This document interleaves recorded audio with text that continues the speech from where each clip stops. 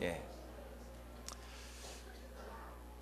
2012년 첫날 첫 번째 주 하나님 앞에 첫 예배를 드리게 되었습니다. 오늘 귀한 예배에 참석하신 귀한 성도님들 가정에 하나님의 은혜와 축복이 넘치기를 주님의 이름으로 축원합니다. 올 한 해 표어는 여러분 주보를 봐서 아시겠지만 은혜의 보좌 앞으로 나아가자. 제가 이제 멕시코 온 지 만 5년이 지나서 이제 6년째 달려가고 있습니다. 이러한 시점에서 5년을 뒤돌아보고 또 앞을 바라보면서 내가 살 수 있는 것은 하나님의 은혜밖에 없다. 또 이민으로 오시고 또 여러분 주재원으로 이 땅을 밟게 되었고 갖가지 위협이 도사리고 있는 이 멕시코에서 살아가는 방법이 뭘까? 내 머리의 지식일까?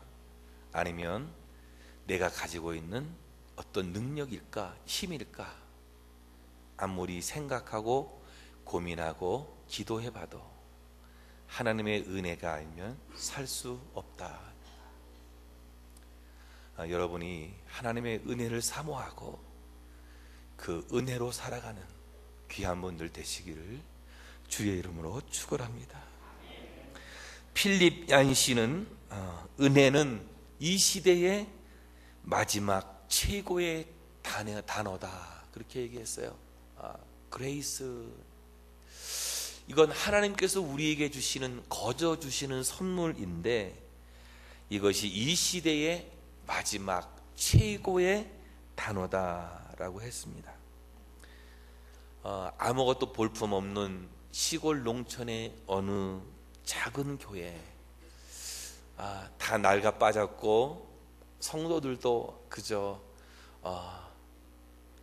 나이 드신 분들, 연세가 드신 분들만 모여있는 그곳, 낡은 풍금 소리가 난, 낡은 헌금 주머니가 있는,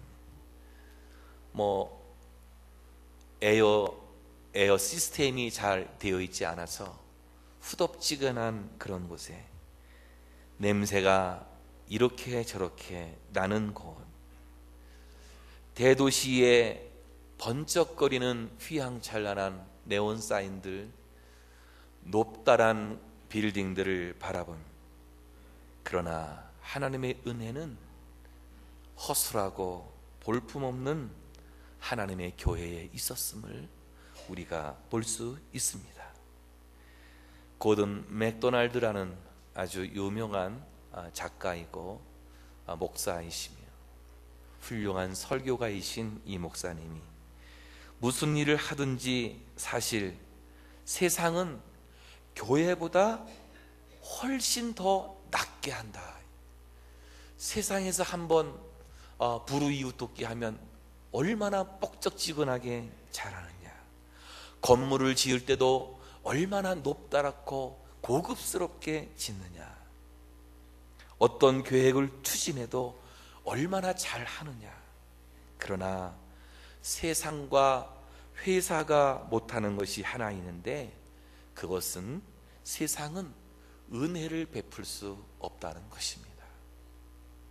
오직 교회만이 은혜를 전할 수 있고 오직 하나님만이 은혜를 베풀 수 있다는 것입니다.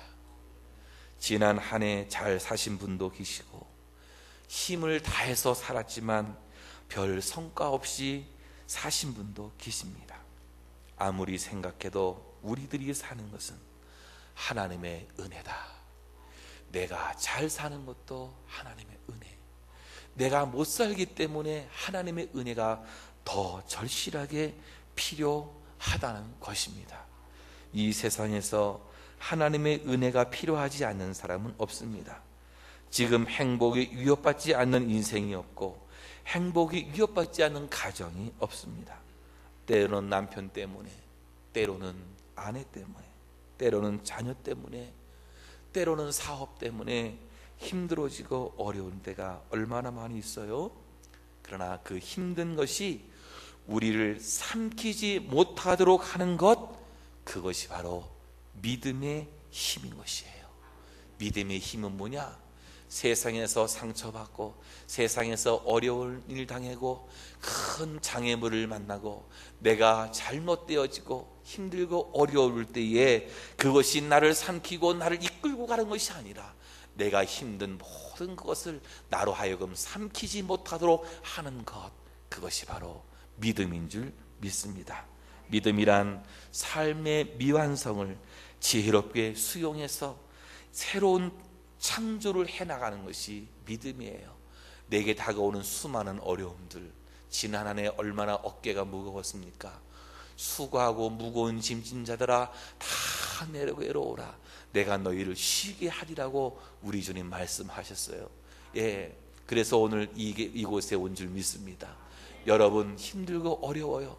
그러나 그것이 나를 삼킬 수 없단 말이에요.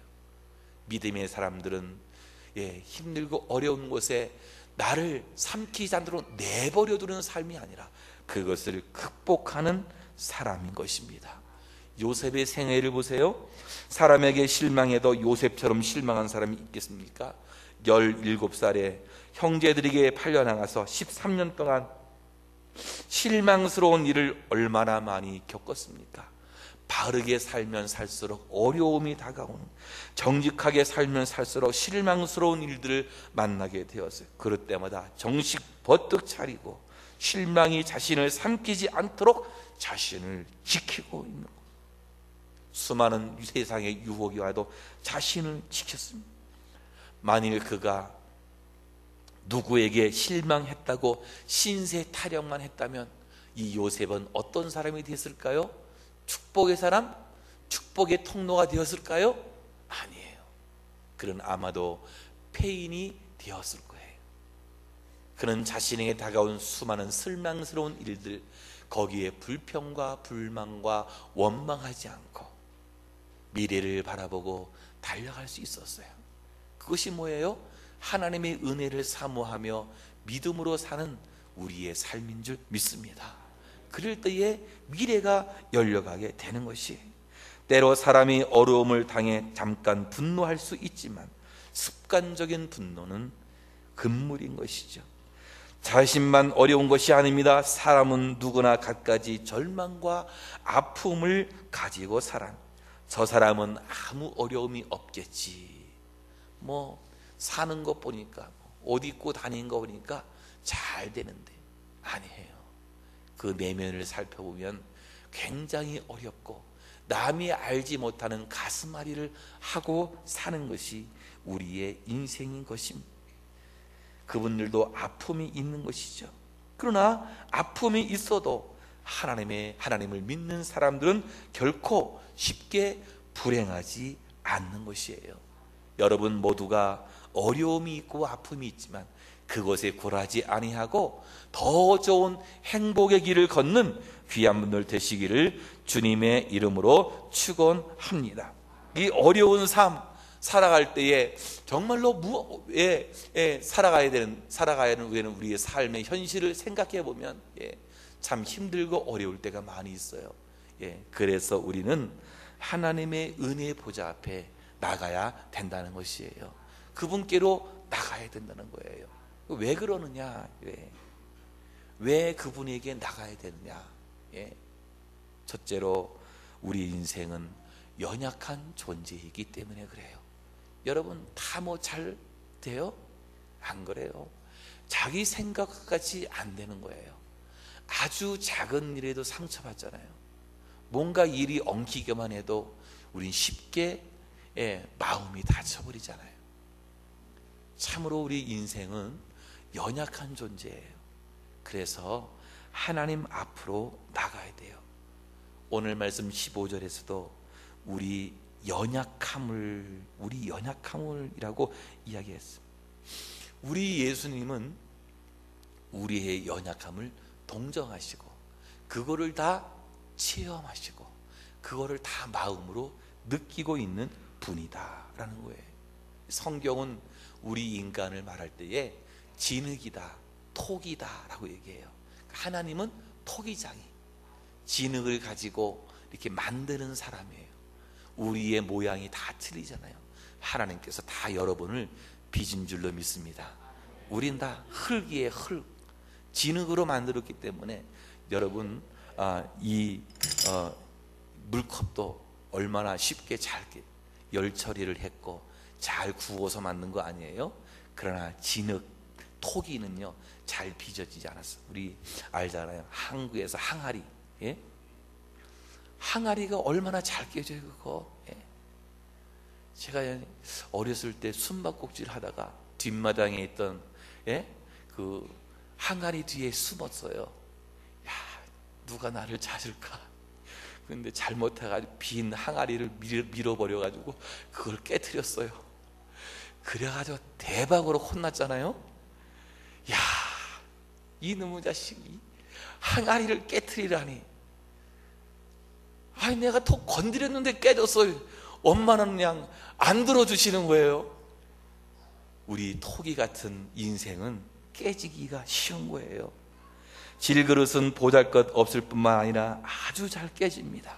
사람들은 진흙과 같이 삶이 깨어지고 아픔을 가지고 산 실패와 좌절로 깨어지고 죄와 허물로 깨어지고 비난과 미움으로 깨어지고 수많은 사람들과의 관계 속에서 우리 가슴이 무너질 때가 많이 있는. 그래서 사람은요 하나님의 은혜가 있어야 하는 것입니다.